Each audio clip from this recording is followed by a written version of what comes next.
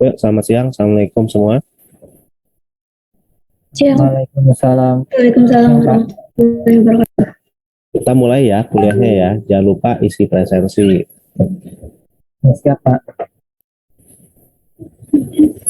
Hari ini kita masuk ke bab 2 yaitu osilator harmonik ya, gerak harmonik teredam ya. Dalam bahasa Inggris disebut DEM, Simple Harmonic Motion. Oke. Di sini ya, secara prinsip sebenarnya yang dinamakan DEM apa gerak harmonik teredam itu ya adalah suatu gerak gelombang yang mengalami redaman ya. Ini adalah ilustrasinya ya, ilustrasi bagaimana apa suatu pegas ya yang diberi beban lalu digerakkan. Nah, ini mengalami redaman. Dari mana redamannya?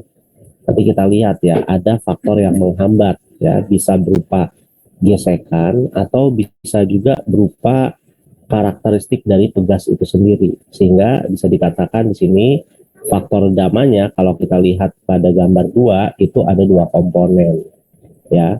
Adalah komponen Rx.1 ditambah Sx. Oke. Nah, Rx.1 ini merupakan efek dari gaya hambat ya dari permukaan ini.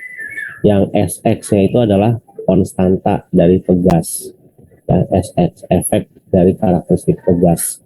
Nah, kalau kita lihat tadi di gambar 1 ya, itu asal muasalnya adalah sebenarnya dari konsep hukum Newton kedua. Ya, hukum Newton kedua kita sudah sama-sama tahu diturunkan dari apa? Sigma F sama dengan mx dot 2 ya. Mx dot 2 x dot 2 itu berasal dari turunan dua kali posisi terhadap waktu ya, atau 2 kuadrat x per dt kuadrat. Nah, di sini ya kalau kita pahami ya dari konsep gerak harmonik yang teredam itu, tentunya M kali A ini adalah gaya yang menyebabkan si pegas itu bergerak ya. Misalnya dikasih tarikan ya. Kasih tarikan setelah dia tergang pada jarak tertentu lalu dilepaskan. Nah, ketika dilepaskan otomatis geraknya teredam oleh adanya gaya gesek dan oleh karakteristik si pegas itu dari kelenturan pegas itu. Nah, berarti kelenturan itu ditentukan oleh apa? Oleh apakah pegas itu terbuat dari bahan misalnya apakah aluminium, apakah kuningan, apakah besi dan sebagainya gitu ya. Jadi itu memiliki karakteristik yang beda-beda. Nah, karena ya redaman itu sifatnya menghambat, maka tentunya dia harus memiliki arah yang berlawanan dengan gaya yang diberikan ya. Sehingga apa? Sehingga secara persamaan ya dua faktor penghambat yaitu pegas dan efek dari gaya hambat ini ya itu bernilai negatif ya, negatif Sx ditambah R kali X dot ya. Jadi secara akumulatif nilainya adalah negatif sebenarnya. Oke. Nah, sehingga ya apabila kita tulis dalam bentuk persamaan secara secara lengkapnya ya, ini bisa kita kumpulkan ke ruas kiri. Maka kalau kita kumpulkan ke ruas kiri, nilai pada ruas kanan akan sama dengan 0. Oke. Nah, di sini ya, nah ini merupakan persamaan gelombang atau ini merupakan representasi sebenarnya dari persamaan gelombang atau persamaan diferensial order 2. Ya, kalau kita pelajari dari solusi persamaan diferensial order 2 ya, itu akan memiliki solusi dalam bentuk eksponensial. Sebentar ya, saya ada telepon lagi.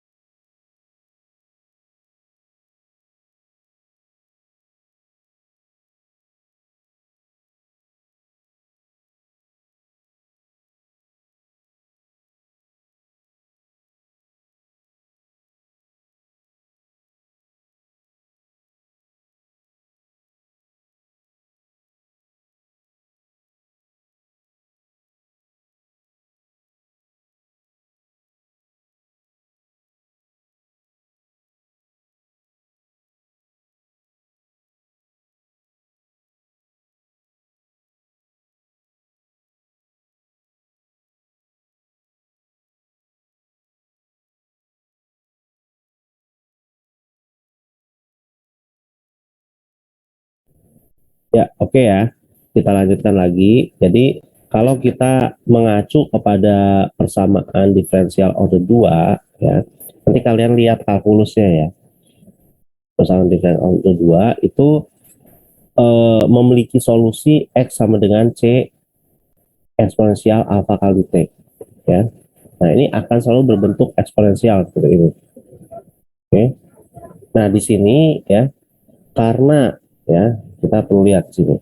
Karena di sini kita mengasumsikan bahwa term yang eksponensial atau bagian yang eksponensial ini merupakan bagian yang tidak berdimensi, ya, maka kita bisa asumsikan X ini ya yang memiliki amplitudo C, ya, itu C ini memiliki dimensi yang sama dengan X, ya, karena si eksponensialnya ini tidak berdimensi, ya. Sementara itu kalau kita lihat komponen dari eksponensial yaitu alfa sama T, karena T itu adalah detik, ya, maka alfa itu memiliki eh, apa dimensi ya atau satuan kebalikannya dari T, ya. Oke. Sehingga dari sini ya kita bisa mengasumsikan ya beberapa kemungkinan ya yang menggambarkan solusi dari apa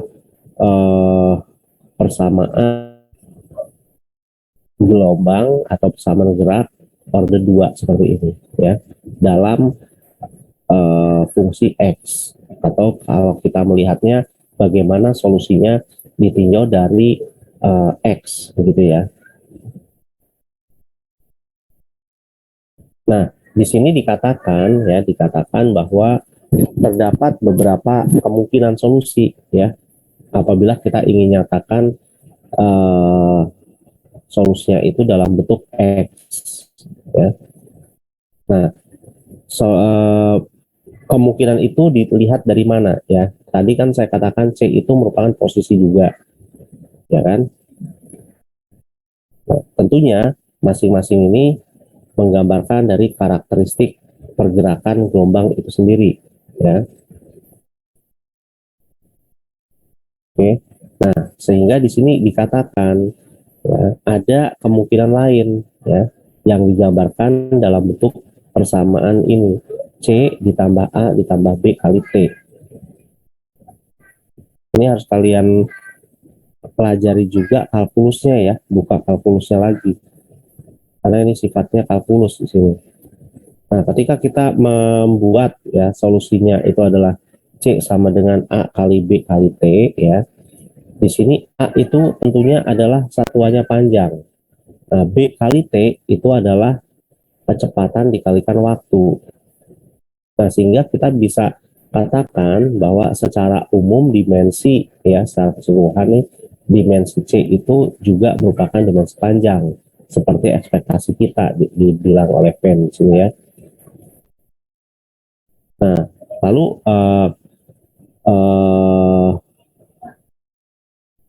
apa namanya kalau kita ya sekarang kalau kita menurunkan X ya, kan tadi dikatakan bahwa X sama dengan C P kali alfa C alfa T ya. Kalau kita turunkan terhadap T ya X itu akan jadi dx per dt sama dengan alfa C alfa kali T sini ya. Nah, kalau diturunkan dua kali terhadap waktu tentunya konstanta alfanya itu diturunkan dua kali ya. Jadi alfa kuadrat C P AT ya. Sehingga persamaan yang di atas kita bisa tuliskan ya dalam bentuk demikian ya. Karena kita memodifikasi bentuk dari X ya. Kenapa? Karena tadi kesepakatannya ketika kita memiliki persamaan diferensial order 2 bentuknya selalu memiliki solusi C E alfa T. Nah, jadi PR kita adalah mencari C gitu ya. Nah, sekarang kan kita harus pahami di sini ya. Ini ada turunan dua kali terhadap waktu, ini turunan sekali terhadap waktu. Maka ini turunkan terhadap T dua kali dan sekali. Setelah itu kita substitusikan ke persamaan 2.1 sehingga itu kita peroleh ini ya. Oke, jadi persamaan yang ini diperoleh dari penurunan yang tadi ya. Nah, untuk kondisi ini ya, ketika posisi mula-mula ya belum bergerak, belum ada simpangan yang terjadi, tentunya X itu sama dengan 0 ya. Ketika X sama dengan 0 ya, maka kita dapatkan kondisi ya yang pertama ya. Kalau kondisi sama dengan ini ya, artinya gini, kan tadi persamaan order 2 yang persamaan 2.1 itu sama dengan 0. Nah, itu bisa dipenuhi bila apa? Bila bagian eksponensialnya ini sama dengan 0, ini udah pasti ya maksudnya ya. Atau ini tidak 0, tapi ininya 0 gitu ya. Artinya dia diam. Nah, itu maksudnya. Oke. Ya. Jadi yang ininya kalau ada nilainya, tapi kalau X-nya ini masih 0 ya, otomatis memberikan nilai 0. Jadi kalian harus pahami alfa itu sebenarnya apa komponen alfa itu. Ya. Kalau C kan tadi hubungannya dengan X ya, panjang. Jadi kalau ini diam, ini sama dengan 0, maka X-nya itu tidak bergerak, tidak ada posisi. Ya, posisinya masih mula-mula, belum ada perubahan simpangan. Selanjutnya, ketika ini ada nilainya, artinya bergerak, ya, ini artinya bergerak. Nah, ininya 0 itu akan masukkan 0, artinya si gelombang itu juga masih dalam keadaan dalam tanda petik memberikan nilai yang konstan begitu ya gerakannya. Jadi sama dengan 0 ini menunjukkan bahwa gelombang itu bergerak secara apa namanya konserv ya, konstan, tidak mengalami perubahan. Ya. Nah, selanjutnya ya, kan kita ingin analisis nih. Tadi katanya ada redaman. Berarti ya, fenomena redaman itu ditunjukkan oleh apa? Tadi saya katakan kita harus pahami alfa. Alfa itu apa? Gitu. Nah, di sini bagian ini nih kita harus pahami. Lalu cara memahaminya bagaimana? Ya sudah, ini kita cari solusinya. Ketika kita cari solusinya, ya ini kalian bisa gunakan faktorisasi, ya. Faktorisasi, ya, dibuat 2 faktor. Ya, nanti kita akan dapatkan alfa. Ini pakai rumus ABC ya. Saya rasa kalian bisa. Kita akan dapatkan alfa sama dengan min R per 2M plus minus akar R kuadrat per 4M kuadrat min S per M. Nah, dari persamaan ini kita analisis sekarang. Ya, kita analisis satu persatu. Nah, di sini catatannya ya. Karena R per 2M di sini ini dan akar S per M ini ya, dan alpha itu have the dimension of inverse time ya, artinya memiliki dimensi yang berkebalikan dengan waktu ya. Nah, ini maka kita bisa ekspresikan juga ya dalam bentuk fungsi X ya. Misalnya karena ini ada 2 kondisi plus minus ya, kita ambil yang plus dulu. Plusnya seperti ini, hasilnya ketika disubstitusikan kepada X, dan minusnya akan memberikan kontribusi ini ya ketika disubstitusikan kepada X2. Nah, kita perlu tahu keduanya ini ada dalam satu sistem gelombang, maka ini harus ditambahkan ya, artinya superposisi gitu ya, dia terkopel satu sama lain. Maka nilai dari ini yang di sini ya bisa bernilai positif. Nah, ini bisa bernilai positif, can be positif. Bisa 0 ya, juga bisa negatif, tergantung pada apa? Tergantung pada besar dari kondisi ini 1 dan 2. Tergantung pada kondisi R kuadrat per 4M kuadrat atau tergantung pada S per M. Ya. Nah, kita lihat ya, ini kan sebenarnya bentuk akar dari R kuadrat per 4M kuadrat min S per M. Ini juga sama kan, akar R kuadrat per 4M kuadrat min S per M. Jadi nilai positif atau negatifnya bergantung dari besar masing-masing komponen R kuadrat per 4M kuadrat dan S per M. Ya. Nah, sehingga apa? Ya, sehingga konsekuensinya dimungkinkan memiliki ya, yang tergantung pada syarat batasnya tadi, apakah dia negatif, apakah dia positif atau nol, begitu ya. Nah, selanjutnya ya, nah kita bahas kondisi ketika yang di dalam kurung tadi R kuadrat per 4M kuadrat dikurangi S per M nilainya positif ya. Nah, positif itu bisa dipenuhi ketika R kuadrat per 4M kuadrat itu nilainya lebih besar daripada S per M. Ya. Nah, ketika ini lebih besar dari S per M, maka efek redamannya ya, jadi ini nih efek redamannya ini bagian yang ini akan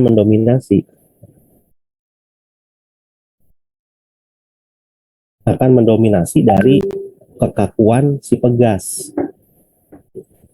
ya. Oke.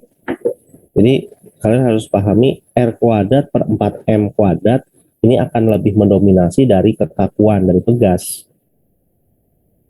Oke. Nah, ketika mendominasi, apa yang terjadi gitu ya? Apakah geraknya lebih lambat atau lebih cepat dari pegasnya itu?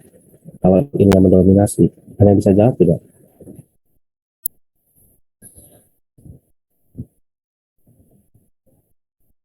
Oke, nanti kalian pikirkan ya. R kuadrat per 4M kuadrat itu berhubungan dengan gaya gesek kan tadi kan. Nah, ini lebih besar nih.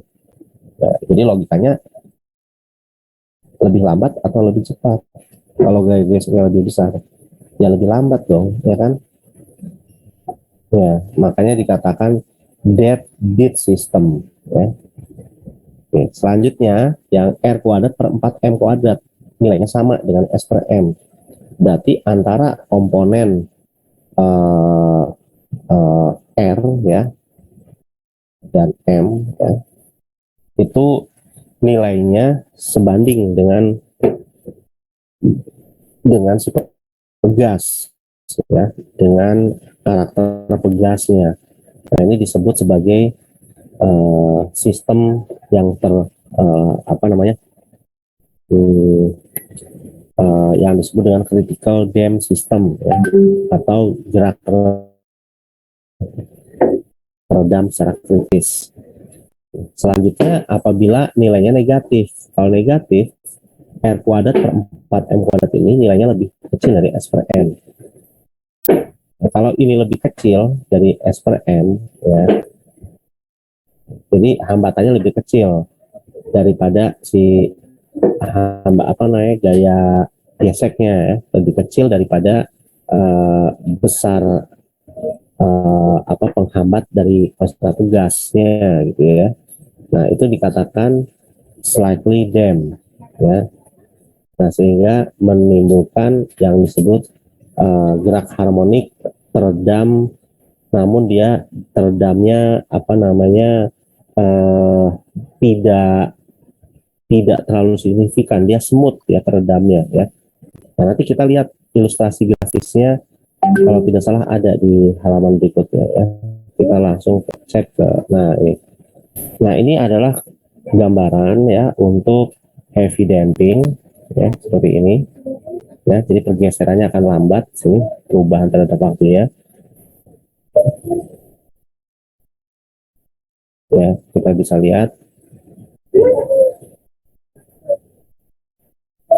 Nah, selanjutnya coba saya mau lihat lagi di halaman berikutnya atau tidak. Nah, ini adalah Damn simple harmonic motion ya. Kalian bisa perhatikan di sini nilainya kurang lebih secara grafis seperti ini.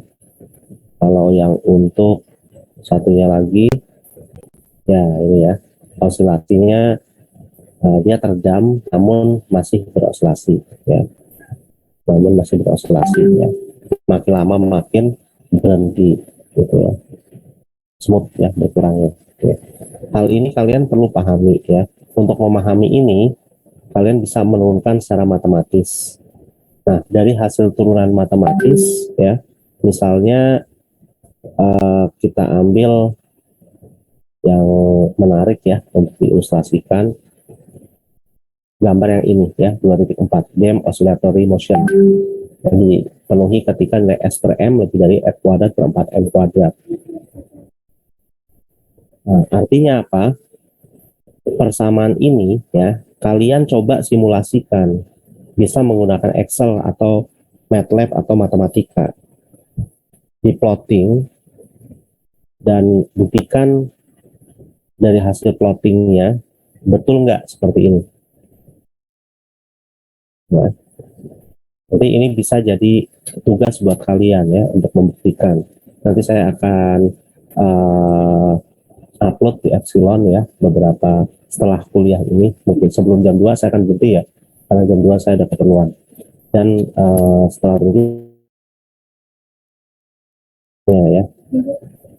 Nah, tujuannya apa? Supaya kalian juga familiar dengan dalam tanda petik algoritma, sehingga paham nih, oh persamaan ini tuh representasi grafiknya ini, oh fungsi yang sinusoidal itu adalah komponen dari bentuk yang lain gitu loh.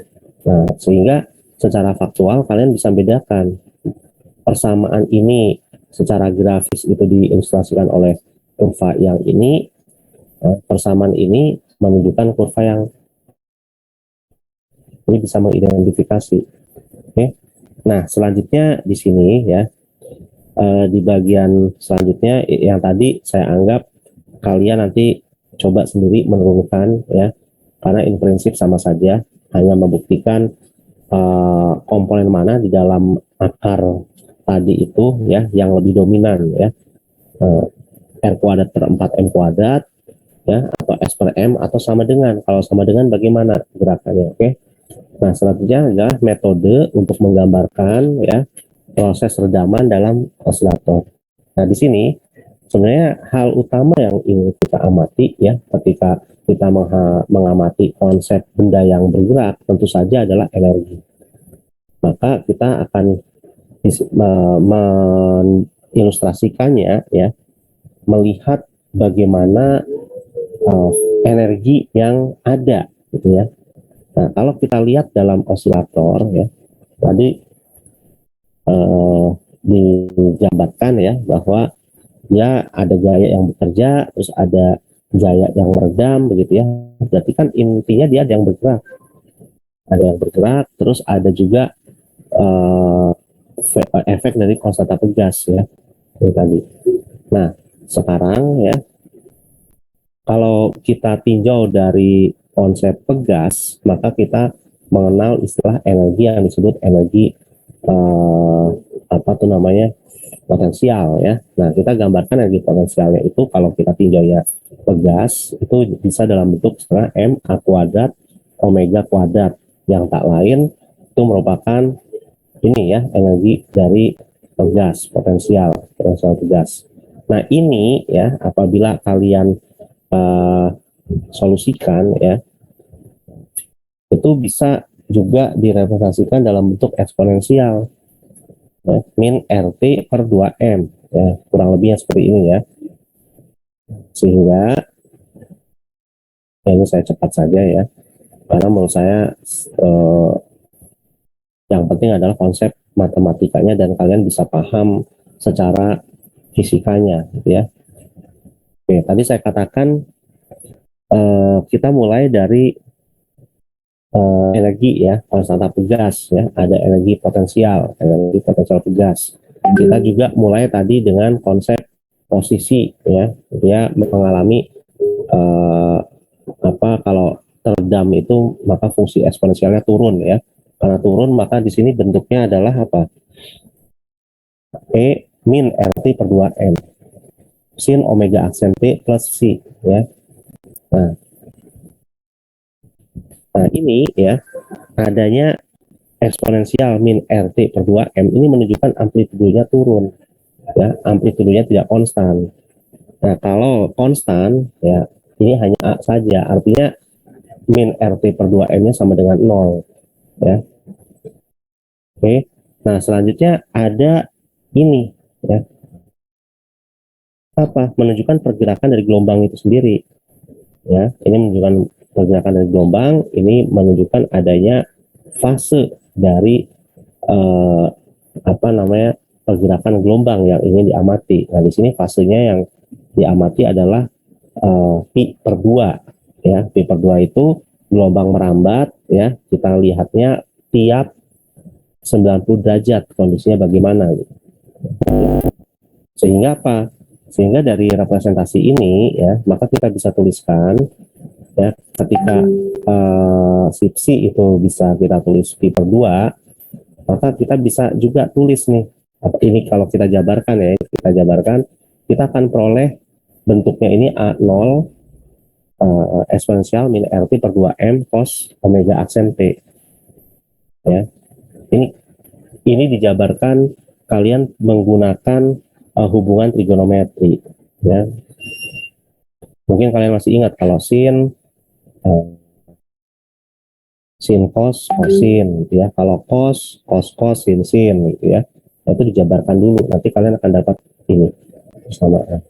Nah, apabila kita menggunakan syarat batas ketika x sama dengan 0, artinya dia punya amplitudo mula-mula ya sebelum dia mulai redam. Nah, berarti apa? Ketika A0 nilai P-nya sama dengan 0 karena dia belum bergerak sama sekali. Oke. Nah, kita lihat sekarang kurvanya bagaimana. Kita lihat gambar 2.5.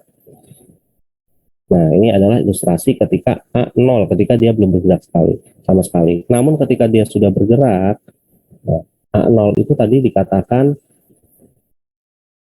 turun ya, yang direpresentasikan oleh adanya faktor eksponensial ya. Jadi bentuk eksponensial dari amplitudo itu mengindikasikan bahwa si amplitudo dari gelombang itu mengalami redaman. Dan bagian yang ada di dalam bracket ya, yang tadi dalam sin yang ini ya, yang ini ya, untuk memudahkannya kita turunkan pakai cos ya dengan asumsi beda fasenya pi per 2. Pi per 2 itu indikasi ini ya, ini sampai sini sampai sini sampai sini pi per 2 ya, per 90 dilihatnya bagaimana. Oke. Nah, itu adalah relevansi antara persamaan dengan infografis yang diperoleh, sehingga kalian dari sini ya harapannya adalah memahami ekspresi matematik ya, korelasinya dengan ilustrasi grafis. Jadi jangan sampai misal kalian sudah saya jelaskan ini nggak paham menjelaskan grafik ya. Jadi antara grafik sama persamaan matematika itu harus klop ya. Jadi persamaan matematika itu adalah toolsnya, grafik itu adalah makna saintifiknya, makna fisikanya gitu. Jelas ya. Oke. Nah, oke, mungkin cukup sampai sini kuliahnya ya, karena nanti akan saya kasih tugas. Nah, saya akan memberikan ilustrasi lain dari hasil penelitian saya ya, supaya kalian tahu bahwa grafik itu memberikan makna macam-macam ya. Dari satu grafik kita bisa bicara macam-macam. Oke, sebentar.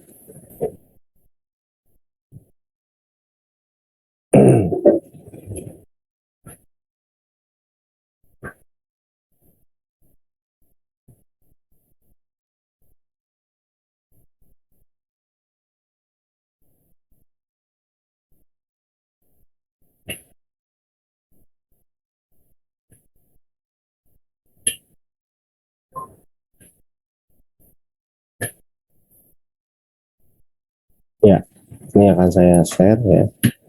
Nah, saya akan menunjukkan penelitian saya yang ini. Oke, yang ini sajalah ya. Dari gambar 3 ya, ini yang satu gambarnya spektrum gelombang elektromagnetik ya, ada di rentang 300 sampai 700, 300 sampai 750 di sini ya. Nah, dari gambar 3 ini ya, kalian pasti bertanya-tanya, gambar 3 itu apa sih Pak? Gitu ya. Nah, ini adalah grafik fotoluminiscen. Nah, ketika ini menggambarkan fotoluminiscen ya, spektrum luminiscen, kita harus paham fotoluminiscen itu apa. Ketika kita sudah paham fotoluminiscen itu apa, ya, prinsip kerjanya bagaimana, lalu muncul grafik seperti ini, dan grafiknya berbeda-beda satu sama lain, kurvanya. Nah, baru di sini kita mengelaborasi sebenarnya grafik ini menjelaskan apa, gitu ya. Nah, di sini ya dari gambar 3 saya ingin menyampaikan bahwa dari gambar 3 kita bisa cerita macam-macam. Kalian bisa lihat ya, paragraf yang ini di folder investigative ya, sampai sini. Berarti panjang. Di sini saya mulai cerita dari bagaimana karakteristik emisi yang terjadi ya, ada di rentang ultraviolet dan cahaya tampak ya. Terus dari sini ultraviolet ini mengindikasikan apa, korelasinya dengan gambar dari scanning electron microscope yang seperti ini bentuknya itu apa. Terus ini bentuk di rentang cahaya tampaknya begini, ini mengindikasikan apa ya. Nah, sebagai informasi di sini saya membahas tentang bagaimana peranan si defect ya dalam emisi fotoluminiscen di rentang ultraviolet sampai cahaya tampak. Ketika bentuknya dari sampel itu adalah berbentuk tube atau tabung berukuran mikro gitu ya. Ya, jelas ya. Jadi dari sini kita bisa bicara bagaimana dinamika elektron, bagaimana hubungannya dengan emisi, ya, sifat optik artinya kan. Nah, bagaimana juga korelasinya dengan apa namanya, bentuk dari tabung mikronya, gitu. Nah, itu maksud saya. Jadi ketika kalian uh, memahami suatu grafik itu harus benar-benar paham kronologisnya, ya. Oke.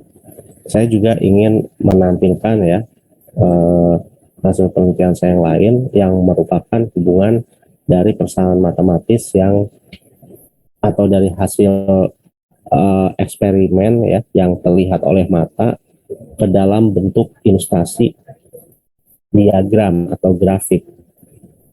Saya tunjukkan ini sebentar ya.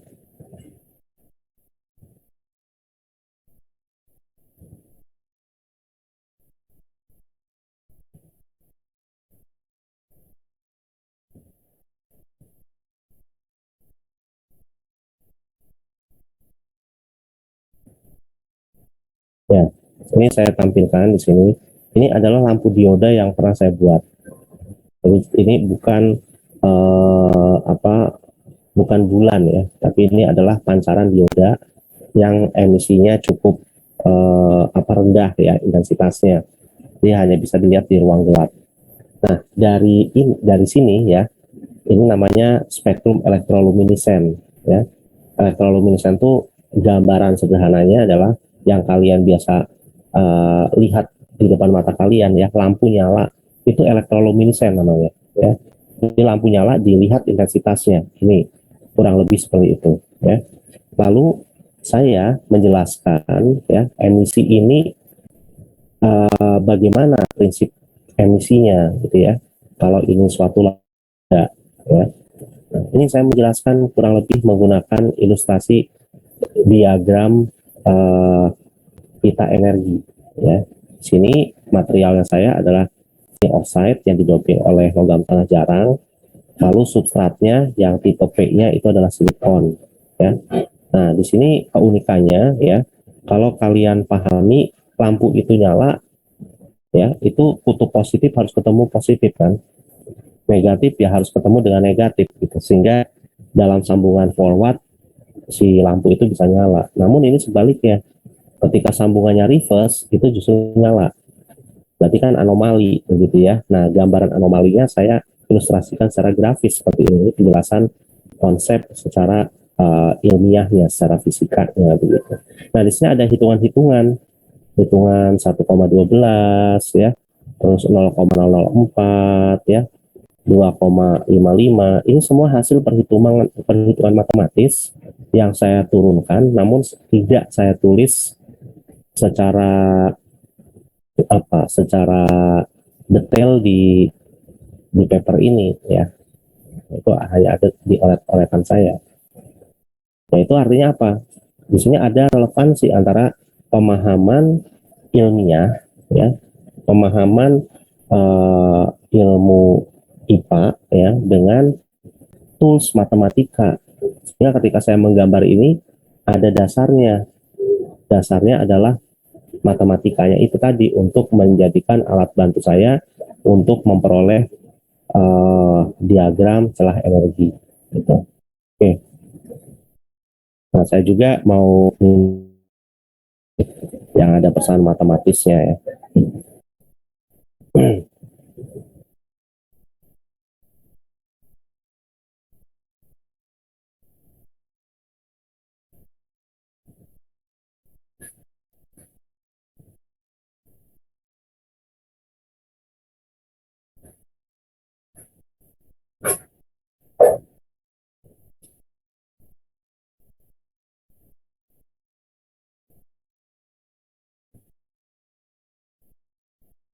Sebentar ya.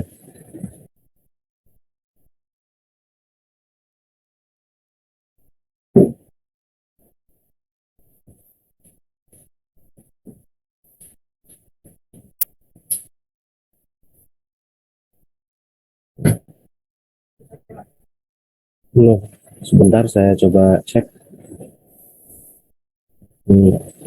Saya